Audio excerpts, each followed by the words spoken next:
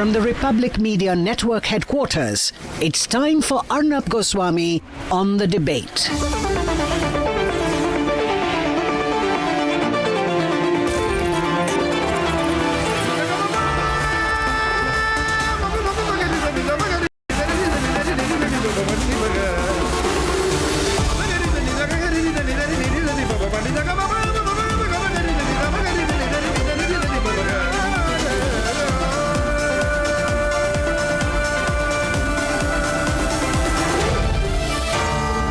Arnab Goswami on the debate.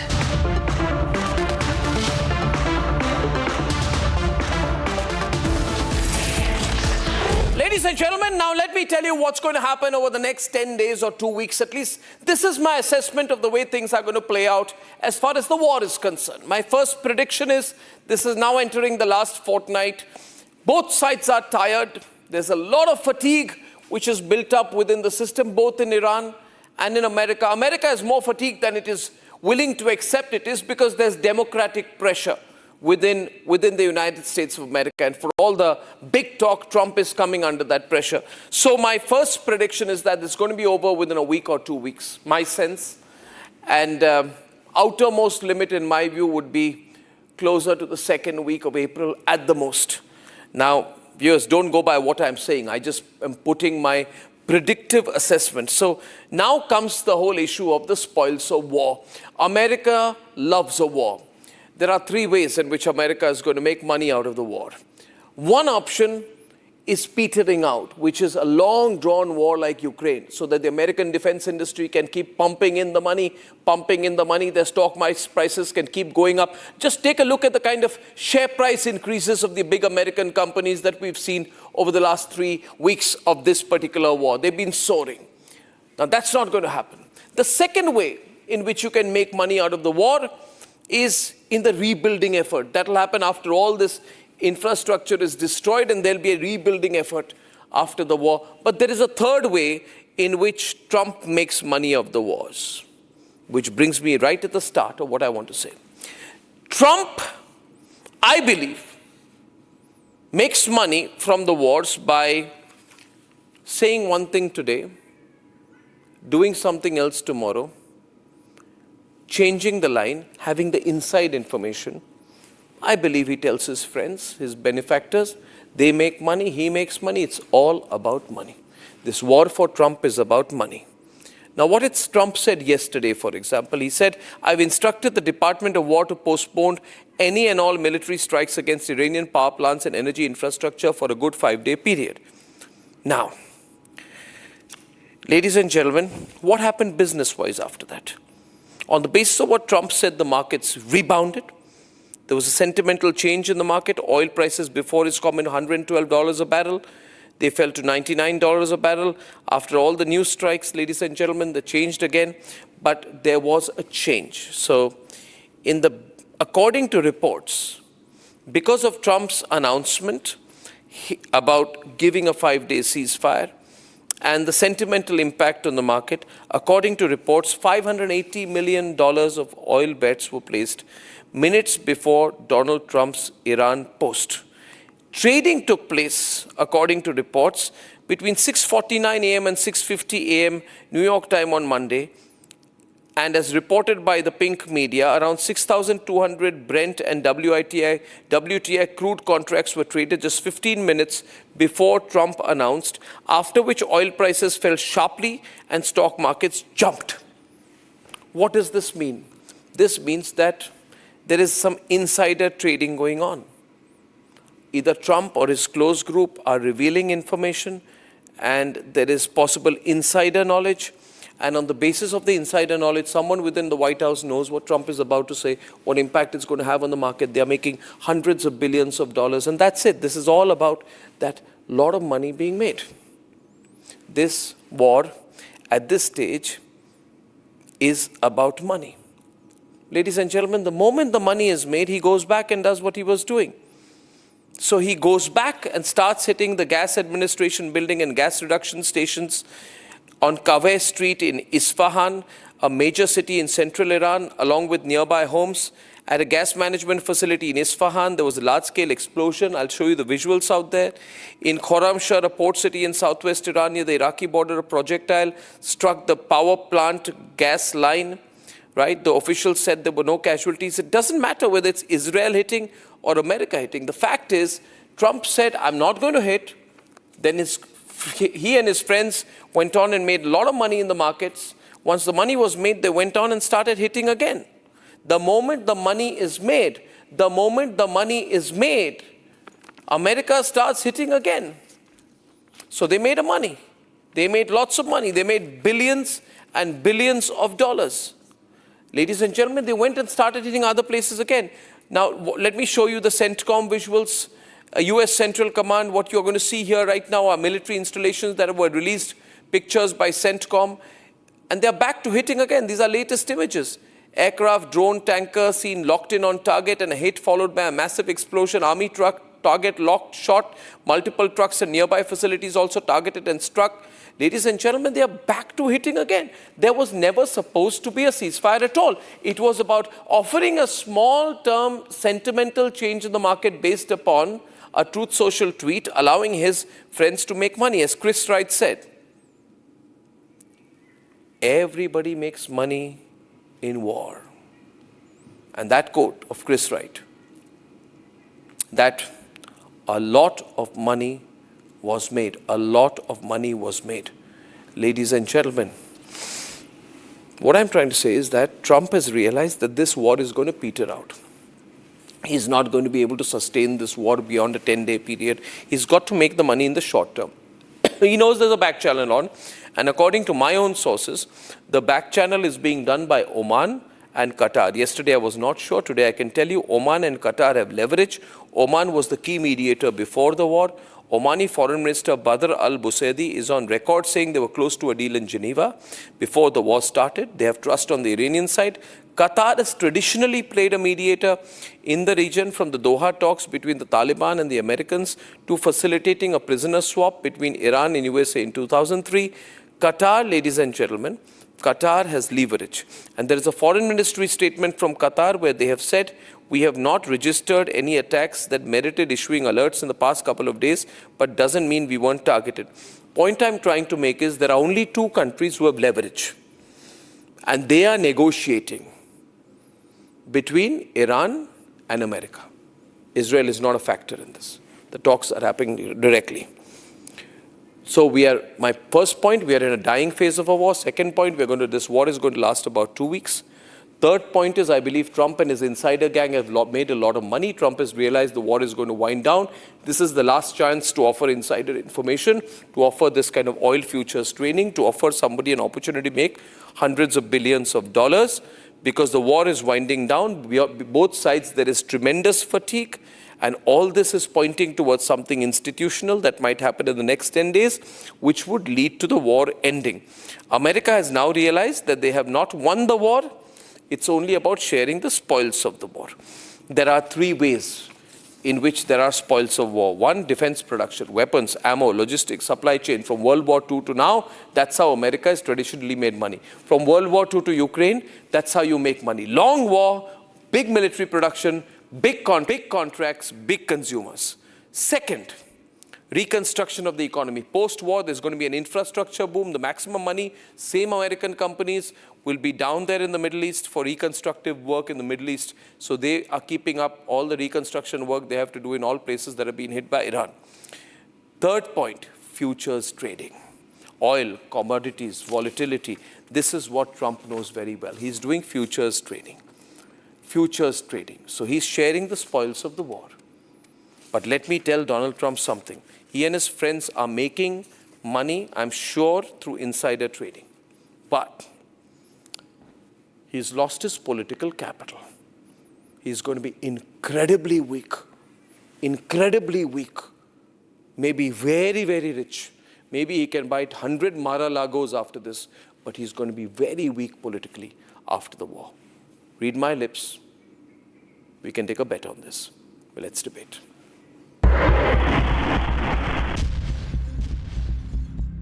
Fresh strikes have hit energy infrastructures in Iran's Isfahan.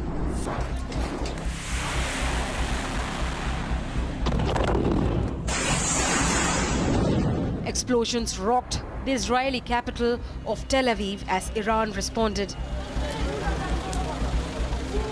The exchange of strikes that came moments after Trump said Iran and the United States were back on negotiating table.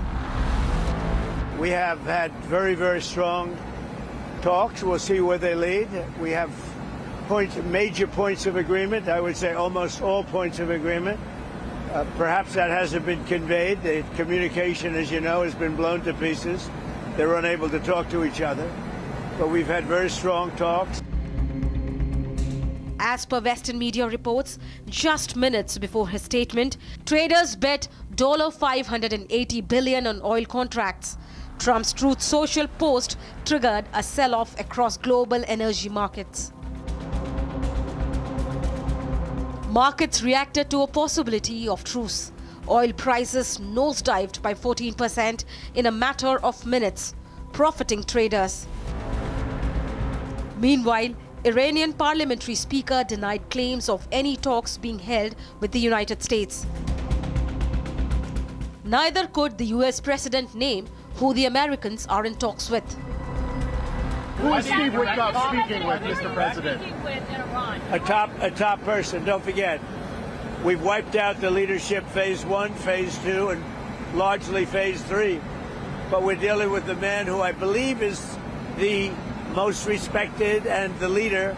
It's a little tough. We've wiped out everybody. With the war now on its 25th day, showing no signs of slowing talks, the question is, what is the ceasefire about? Or better, does it even exist? Or is it just a hoax?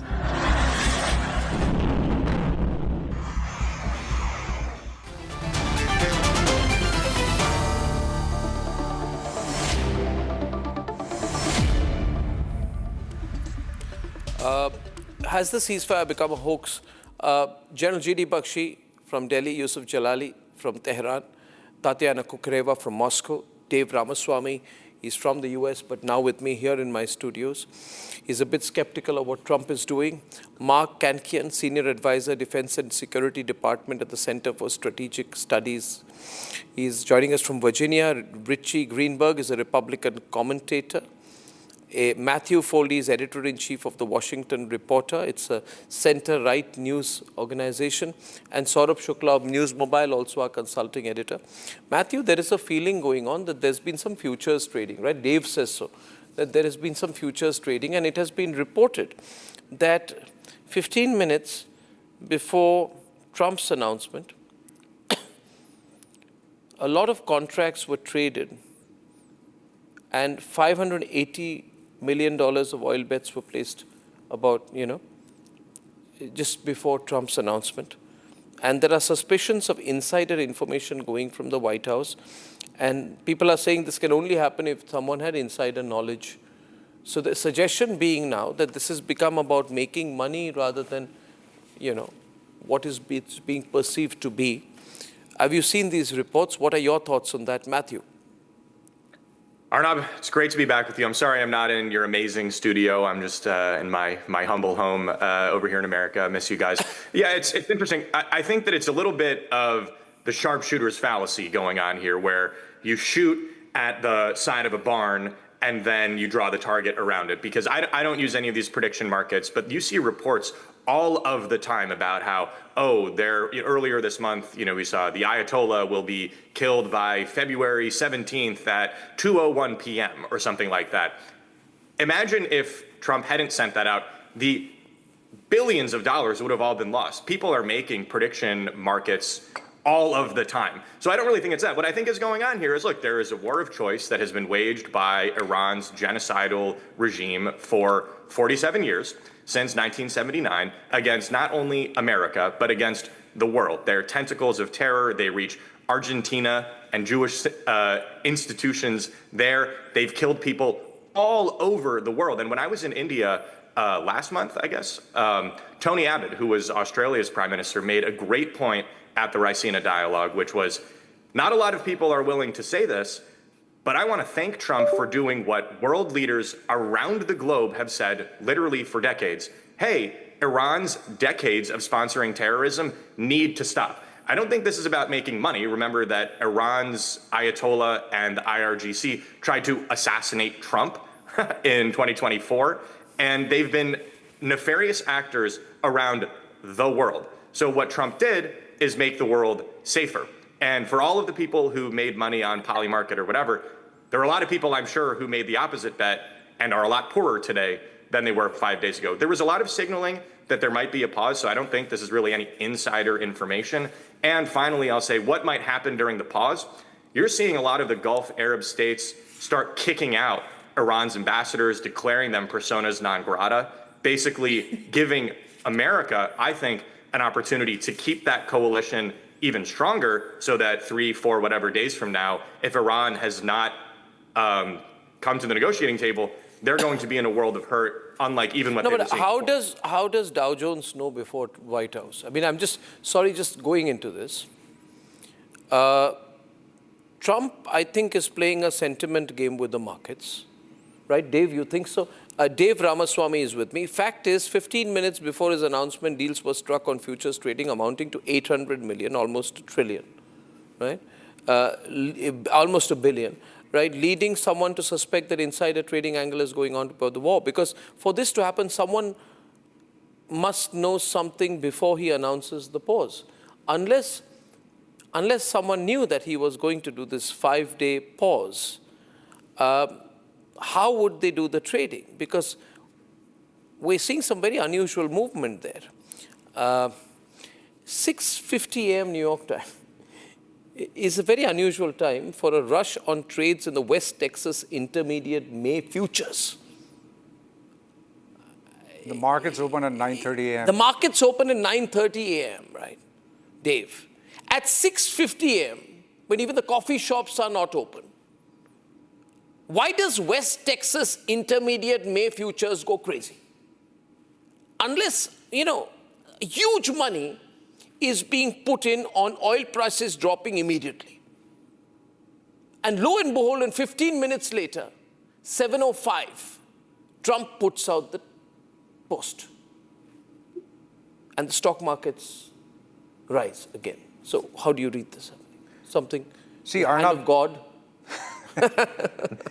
See, Arnab, building on what Matthew says, I partly agree with him, which is with this Polymarket, these betting platforms, people are betting on death, disease, and destruction and making a fortune, okay? And the bets are going every which way. Of course, someone's making a huge profit, someone else is making a loss. But in this high-stakes scenario, the White House Situation Room, there are very few people who are privy to insider information. I'm not surprised that stuff is leaking out. I mean, you think stuff is leaking out from the White House? Not the White House, but people affiliated. Walls have ears, as they say in Hindi. So someone who knows someone who's in the White House Situation Room is getting wind of insider thinking on the war and other subjects. On that basis, bombing happens or doesn't happen? See, the larger point is there is... No, the larger point is that the Dow Jones Industrial Average jumps 631 points or 1.38% to close at 46,208.47. Before Trump's announcements, which he posted on Truth Social early Monday, futures were pointing to more losses for equity markets under siege from skyrocketing oil prices and the absolute uncertainty. So unless someone woke up in the morning, Richie, and said, good morning, I have a premonition. I have extrasensory perception. I have some telepathic angle with Donald Trump. So we are all going to make money in the next 15 minutes. You see how the world feels betrayed, Richie? Just because some Americans want to make money? I can see your point. No. Am I connecting the dots well, Richie, or not? Yes and no. No? You're going along with sentiment that could make sense, but I have to also tell me which agree part of what I've said speakers. does not make sense. Hold on. I'm going along with what the other two speakers have also said, that this idea of placing bets, Polymarket and other online betting and gambling and investing in the market. You know, I don't have time right now, but if I was able to know this in advance, I could probably go back, you know, a month or so to see what are the odds that there's going to be conflict in Iran. What are the odds that the Ayatollah has only a couple of days left? What are the odds that Trump was going to be reelected? This was years ago. I'm sorry, years ago. This is normal to do this. It's a betting market. Here in America, we have a whole phenomenon, a whole economy that is based on sports betting and now political betting. This is not unusual. And but this is not sport. This is blood sport. I have all these graphs with me, which are showing a whiplash action. This is whiplash action. Whiplash action after Trump's decision. This is a whiplash across all the stock markets. And I have numerous graphs which say there's a Middle East de-escalation sparks stock market whiplash. Blood vessel.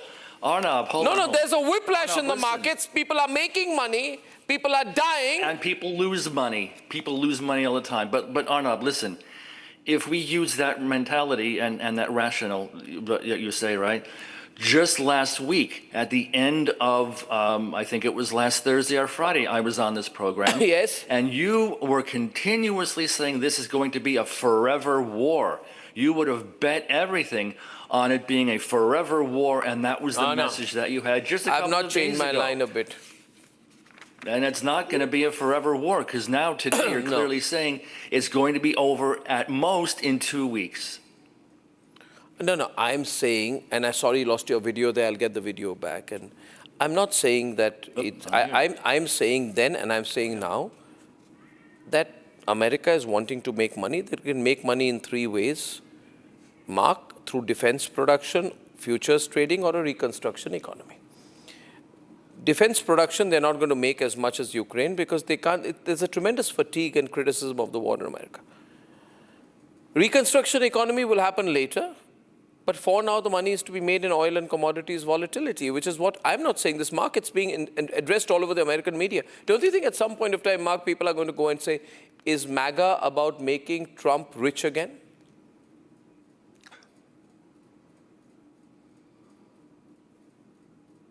Mark? No. First, insider trading is illegal in the United States. Anyone who's doing it will be tried and probably go to jail when the next Democratic administration comes in. Also, the war's not necessarily good for the economy. World War II was very good for the economy. Vietnam was very bad for the economy. Unclear what this war will be like. And the defense buildup began before the war. The Congress last year put in a lot of money before the war. The administration also proposed putting in more money. So the war itself has not produced a lot of money. That was coming before because of general concerns that the United States was not prepared enough, particularly for a conflict against China, but also in the Middle East. No, but Mark, is this a serious... Now, let me go to my friend in Tehran. When you're listening to all this, Yusuf Jalali, what are your thoughts in Tehran? You know, is this about money? Is this about a ceasefire? Tatiana in Moscow, General Bakhshi. See, the language the American media, Americans are speaking is very different from how the rest of the world is seeing this, right? Yusuf, is this ceasefire? Is this pause? Do you trust this pause? Do Iranians trust this pause? Not at all. Not at all. No. First of all, I'm not an analyst or a commentator. I'm a journalist, and I just look at facts and look at statements by Iranian officials as the source of information. From what we are seeing and hearing here from Iranian officials, they're not trusting Trump's words, and they're flatly rejecting whatever he's saying and talking about. And we hear some Western media outlets are setting the stage for a ceasefire or even permanent cessation of hostilities, talking about Pakistan hosting an agreement between Iran and the United States, mentioning Mr. Ghalibaf, who's the Speaker of Iran's parliament. But Ghalibaf himself said that this is not true, and this is a ploy by Donald Trump to try to put the ball on Iran's court. And now, if Iran fires any kind of ballistic missiles towards American assets or GCC countries or the Israelis, now Iran is the criminal in the eyes of the world if the world trusts Trump's words. So he also said that Trump is trying to escape from this quagmire, quote unquote, quagmire of launching this war against Iran. So Iran is saying that it is not going to budge, it is not going to back down, it is going to continue retaliating every single strike on its sovereignty, on its territorial, on its territory, and on different targets in Iran. So, and Iran has shown that it is not interested in engaging in any kind of diplomatic engagement with the United States or even the Israelis. They do not recognize Israel as a country here, and they do not trust the United States. They're saying that Donald Trump betrayed diplomacy twice, first in June, and now again, everybody was waiting for the next round of talks, for the fourth round of talks between Iran and the US, mediated by Oman. But Iran was faced with the unprecedented war and confrontation with the United States, the biggest enemy of Iran. So they're not going to trust the United States again, and they believe that Donald Trump is trying to drive down oil prices. They're calling this a quagmire for the United States. But is there a back channel going on, Yusuf? Because, you know, a Pakistani journalist came in about half an hour back on this program and said he's spoken to a top-level insider who said that Steve Witkoff was coming down to Pakistan, and he claimed that the top Iranian officials, he claimed the Iranian foreign minister will be coming down to Pakistan for direct negotiations, which Pakistan will be hosting. You see the possibility of that? I do see a possibility of talks. I do see that there is a potential, but only if Iran's conditions are met. Iran has said time and again that... Would that be? I come in, yeah. There are a couple of conditions. First and foremost is the United States should pay in compensation for the damages it inflicted on Iran's infrastructure, the energy infrastructure, civilian facilities, and of course, its military institutions.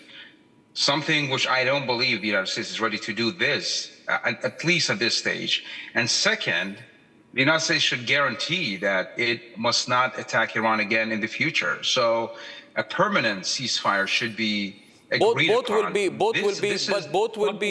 But both will be political suicide for any American administration. That's not going to happen, Arnab. That's not going to happen. I can tell you straight on what's happening.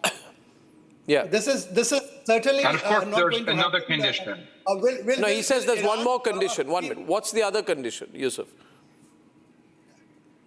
The other condition is that Iran by no means is going to accept any cap on the range of its ballistic missiles. So they've time and again, the United States has time and again said that the Iranians should limit the range of their ballistic missiles, meaning they should not reach Israel, meaning they should not reach even the Arab countries, the GCC countries.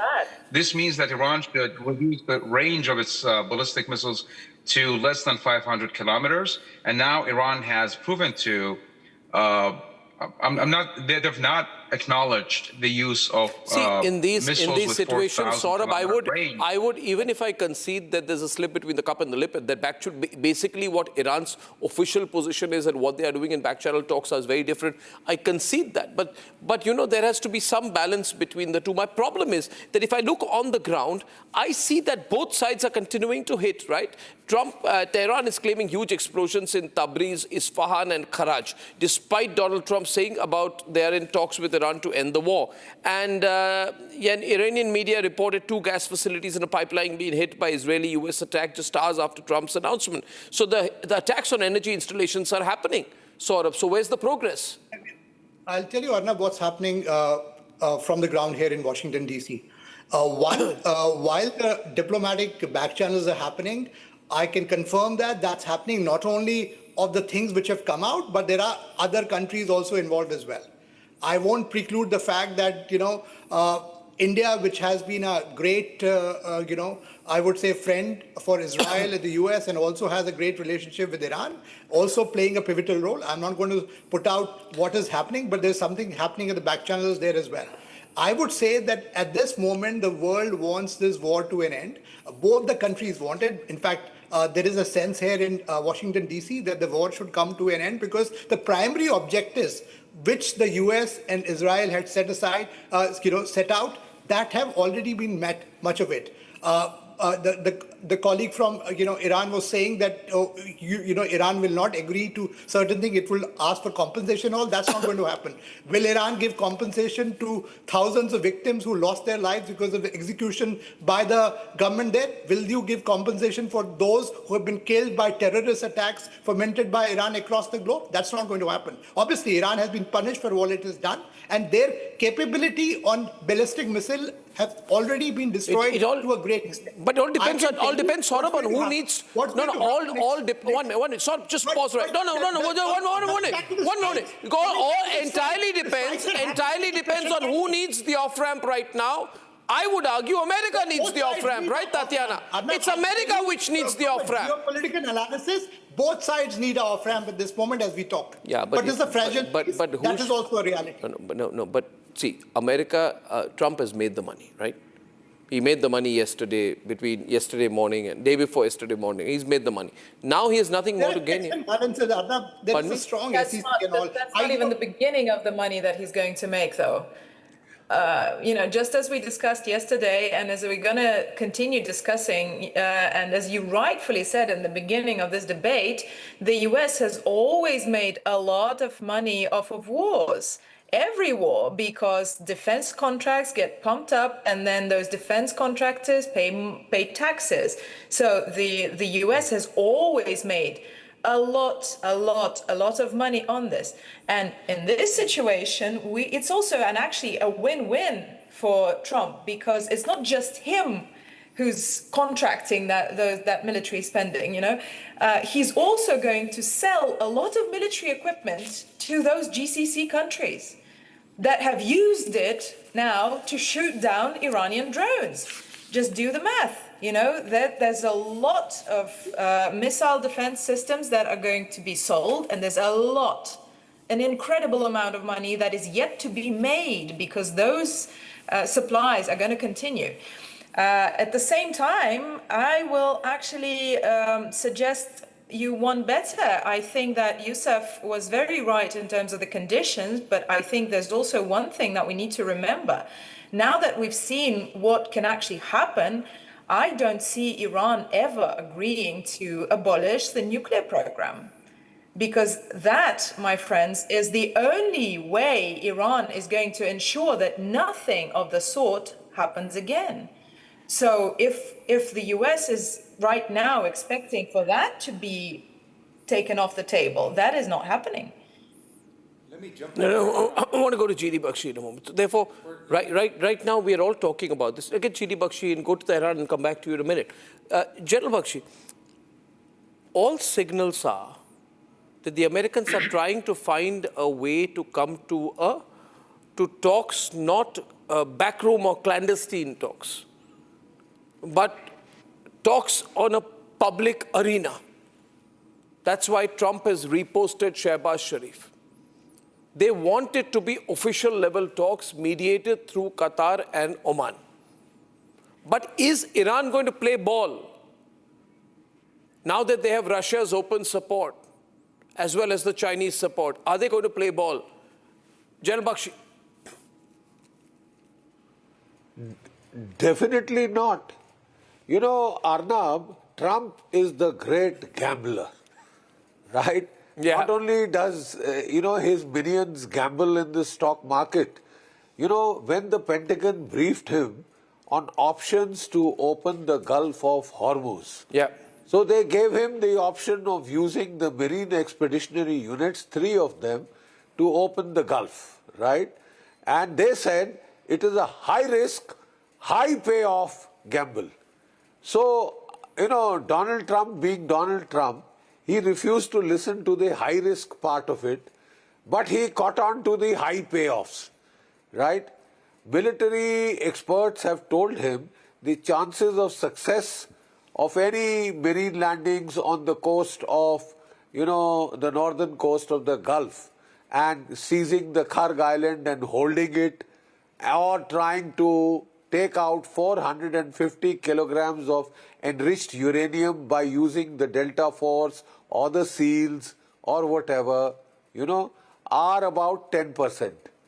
That means chances of failure are 90%. Yet, he is actually thinking of going ahead with this, Donald. It's my contention that he used this deception to gain surprise at the start of this war. When they did that decapitation strike, they convinced the Iranians that despite having taken them for a ride last year in the 12-day war, they were very sincere about talks, and the foreign minister of Oman said, we almost got a deal. Iran was going to hand over its uranium to the United States, enriched uranium.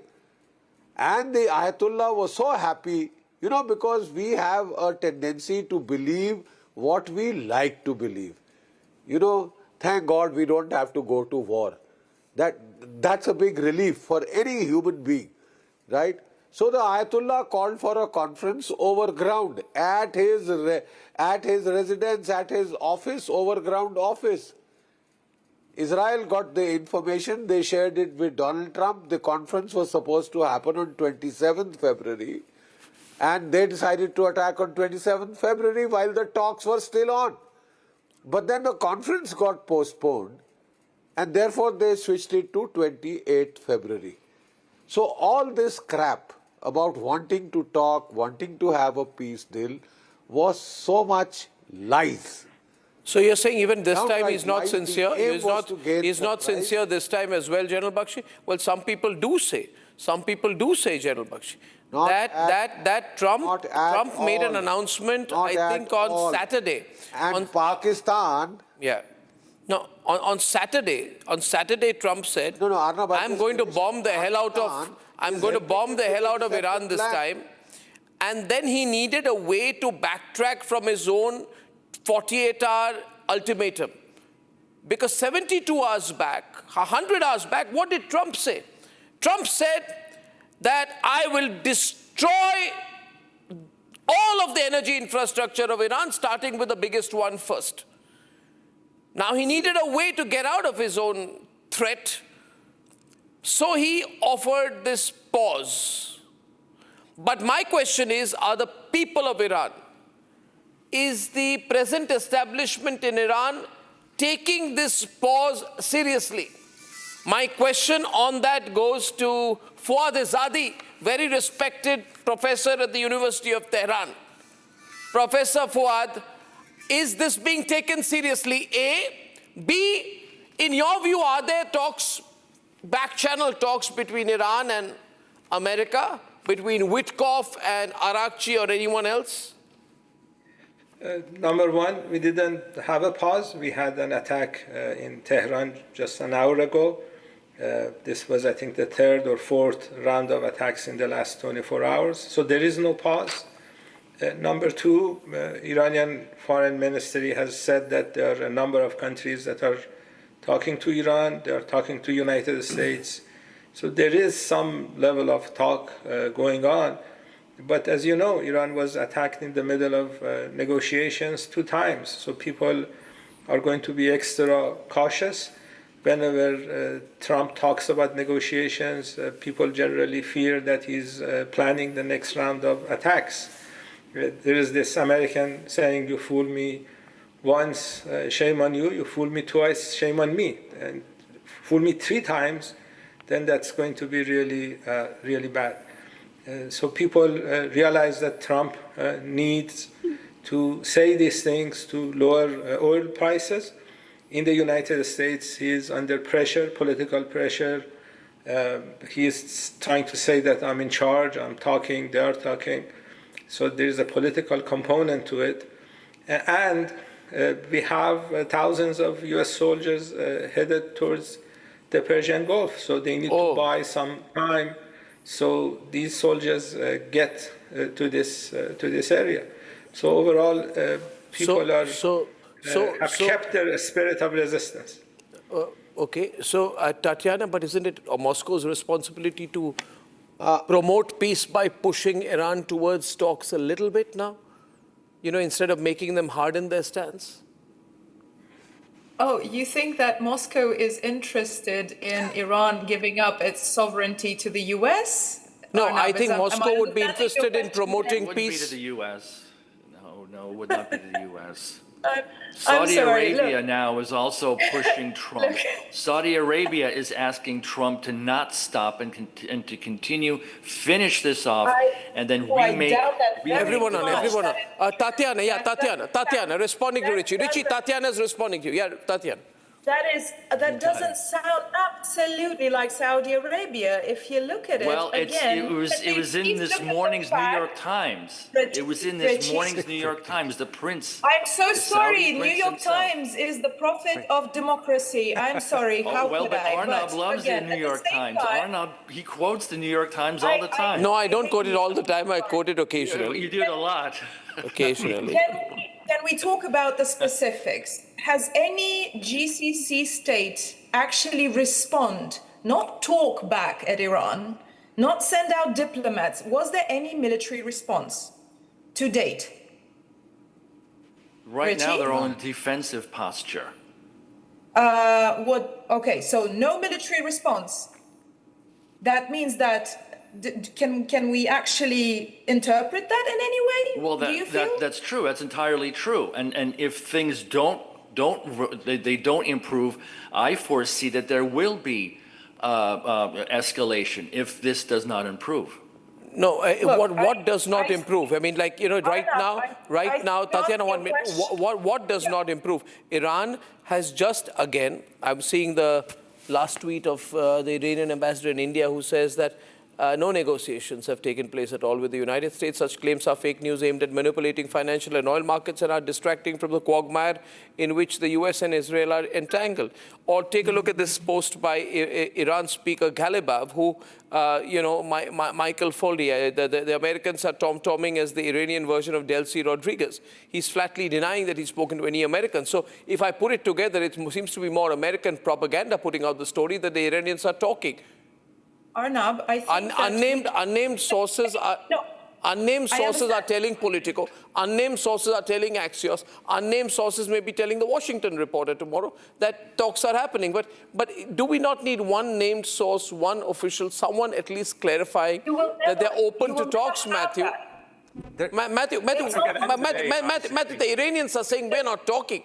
The Americans are saying, no, you're talking. So It's very simple, Arnab. It's really simple. What is simple? It seems highly complicated to me. Look, Iran will not sit down with an aggressor at this stage. Come on now, Tatiana, you know this. Tatiana, in the best of times and the worst of times, in the best of times and the worst of times, the spies and the agencies talk at all times. Yes. The back-channel talks happen at all times. Absolutely, but they will never confirm it. No. So you're saying the Iranians are talking but not confirming it. That's what you're saying. I'm saying there are definitely back-channel talks. There are probably back-channel talks through proxies in the region. Professor Izadi, Professor, you think there are back-channel talks which you're not confirming? If by back-channel talks you mean what the Iranian foreign minister said, that there are countries that are trying to mediate, yes. If the definition of back-channel talk is that. Absolutely. If you think Mr. Ghalibaf is picking up the phone and talking to Americans, that's absolutely that would be the end of his... Michael, the problem is, all the people in Iran who you could have spoken to, you've killed all of them, Matthew. There's no one left to talk. And those who are alive are denying it. But two things. One, I just want to say, just to the initial premise, what we were talking about of the profit here, I was thinking about this. We just had the Super Bowl here, and think about if there was an improbable catch and someone placed $1 million bet on that. Does that mean that there was insider information that Your problem, Arnab, I think, is ultimately with... How are you looking upon war as a Super Bowl? You know, it's more than place you can bet. No, but look, my point is, at the end of the day, people bet on literally everything, and you can make money and the stock market betting on. No. That's very unethical. It is about betting. I'm saying you're talking about the Super Bowl a few days after 170 girls have been killed in Tehran, in elementary school, by a tomahawk is a bit insensitive. No. Look, my point is, people made a lot of money, and I'm sure, again, I don't use these prediction markets, but I'm sure people also lost an immense amount of money. But to your point on what we were just talking about here, at the end of the day, we're all operating under the fog of war. No, who's talking? Can I ask two friends in Tehran? Yusuf, if all the Americans are saying is you're talking, but you're not talking that you're talking. You're not talking about talking. Yeah, that's all. But there are some talks going on. Yusuf. Well, of course, the Iranian Foreign Ministry did acknowledge that there have been some intermediaries trying to communicate between Iran and the United States. We all know that Turkey, Hakan Fidan, Turkish foreign minister, has been trying to bridge some gaps. We know that the Pakistanis, Qatar and Oman, all these countries, and even Russia, all these countries have been trying to establish communication between the two sides to try to just settle the disputes diplomatically. So that means... But of course, have there been talks? Have they talked to each other? No proof, no confirmation so far. No proof, you're saying, eh? I want to go back once more to Professor Izadi. Professor Izadi, your sense, you talk to the top people. I'm told all the people there respect you a lot. They speak to you. They take your advice. You can tell me, you can tell the people of India, people across the world, what the real story is, Professor Izadi. If there are some talks, what's the harm in talking? After all, you can't sustain this for a very long time. Can you really sustain this for another month? I think the Strait of Hormuz will be closed for at least 6 months unless there is a political settlement. And in order to reach a political settlement, you need to talk. And I think the Iranians are able and willing to talk. They have talked for many years. But first, these attacks need to stop. These are illegal attacks. They're killing civilians every day, bombing hospitals, bombing schools. Thank God the schools are closed so we don't get children killed. But they get killed when they're sitting in their apartments. We have lost thousands of civilian deaths. They need to stop attacking. Why don't they stop attacking? Hey, Richie, they need to stop attacking. If you want talks, then you cannot have on a parallel what has been going on in the last 24 hours. Are you talking about Iran? Are you talking about I'm talking about Israel and America. Israel? Is that what you're talking about? I'm talking about Israel, America. Yeah, I'm talking about. I mean, just in the last 12 hours or so, there's been multiple waves of Iranian missiles coming into Israel. And they've been getting larger and larger. They deserve it. They've been cluster bombs. They shouldn't attack other countries and kill their leaders. You get the punch in the nose when you do that. Okay? No, they're not indiscriminate. Really comparing the numbers of people killed in Iran you're bombing civilian targets every day. You tried to create acid rain the other day. And there are You're criminals, genocidal people. You want to repeat what you did in Gaza, in Iran. You're not going to be able to do that because of the missiles. And all along the northern border of Israel coming in from Hezbollah. That is the problem.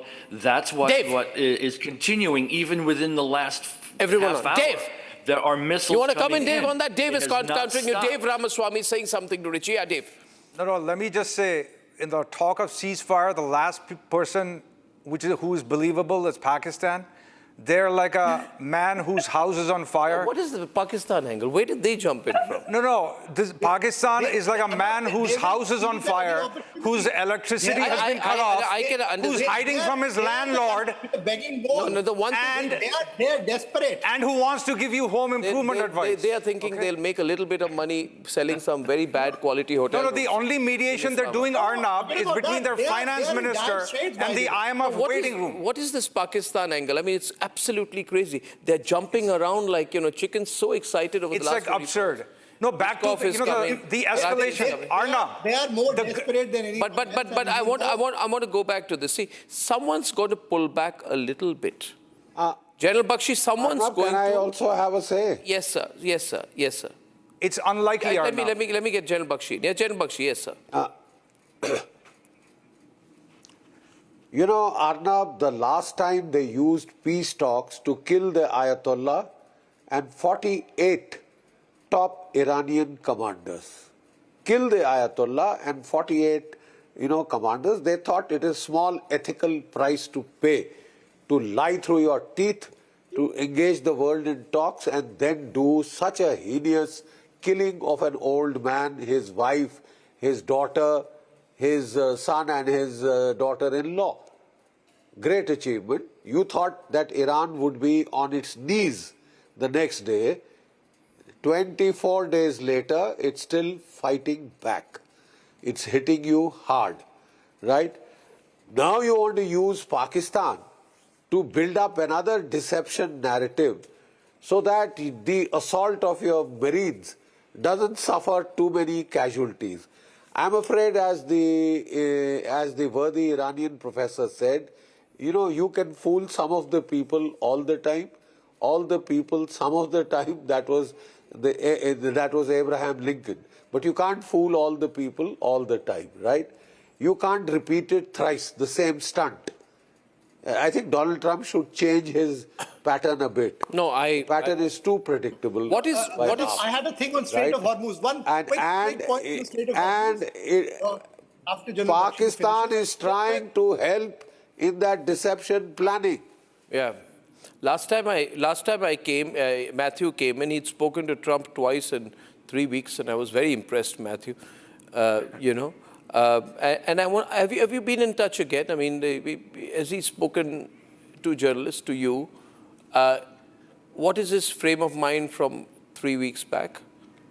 Great question. I haven't interviewed him since I got back to America just because of how schedules have worked out. But you see, the level of transparency that you're getting is, perhaps, I was just talking earlier about the fog of war. There's a fog of war. We all are operating under this. We will know whether there were back channels and who was in the back channels. We'll know that when the dust settles.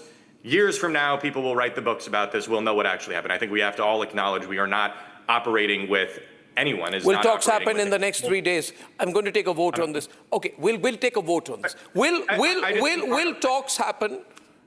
Any formal talks? I think they are happening right now. I don't think they'll work. And I do think that Trump is being very transparent about how the war is being conducted. No, my question is different. Let's stick our neck out. Matthew, will talks happen in the next 1 week? Formal talks? Back channel maybe with Oman, Qatar, other countries. Yes or no? Your take. My neck is out. I say back channel yes, formal talks no, and I don't think they'll work. Saurabh? I would say the back channel is already on. Formal talks, I get a sense, the next 10 days. Dave? Back channel, yes, probably Oman, but is it going to result in anything? No. No ceasefire within the next 1 month. Okay. Professor Rizadi? No. No back channel, no formal? No formal. Back channel, by the definition I gave you, it's already going on. Okay. Okay, that's a big one. Richie? Back channel has been going on and will continue. Formal will happen at some level, but it will not succeed because Iran is going to continue to keep the Strait of Hormuz closed. Mark? Yeah, the back channels will continue, but they'll fade away. There won't be any formal negotiations, and there certainly won't be any agreement. The war will go on. Okay, so the war will go on. Tatiana? I stick to my guns. At some point, Trump will declare his operation a success. In the meantime, the talks, I think, will be between Iran and the Gulf state countries. And that will be the end of the operation from the Iranian side. From the Iranian side. General Bakshi, last word to you, sir. Arnab, I have a gut feel that Donald Trump is going to take a last gamble at the Marine landings, suffer badly, and then has no option but to call it off and go for a ceasefire. Okay. Ladies and gentlemen, this is the 24th of March. Things can change quickly. Things can change quickly. Let's see. We expect things to change by the 10th of April if we were to be predicting anything. But you can't when Trump's in charge. Thank you very much for watching tonight. We'll have follow-through coverage of this right after the break. Sorry about the drop. Time time for a quick breather. Arnab will be right back with the debate.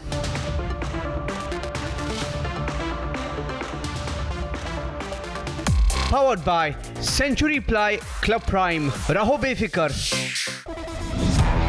जब अपना कोई move किसी को move करता है ना यार, feel आ जाती है. भाई तू अपना है, तेरा सफर मुझे भी करना है. तूने प्रूव कर दिखाया यार, anybody can dream. मुझे लगा मैं नहीं, पूरा का पूरा मूवमेंट चल रहा है. Breathable fabrics, awesome comfort, effortless style, AD from the house of Arvind. 13,000 placements last year. At Amity, we are committed to nurturing passionate, hardworking and proactive professionals. थोड़े में ज्यादा स्वाद, ये तो है इसकी खास बात. वाओ मामा, क्या स्वाद है? अरे मेरे राजा, प्यास बुझाए, ठंडक लाए, सबको भाई जीरा से. MDH का जल जीरा, जीरा से. जीरा से असली रिफ्रेशिंग, असली स्वाद, असली मजा.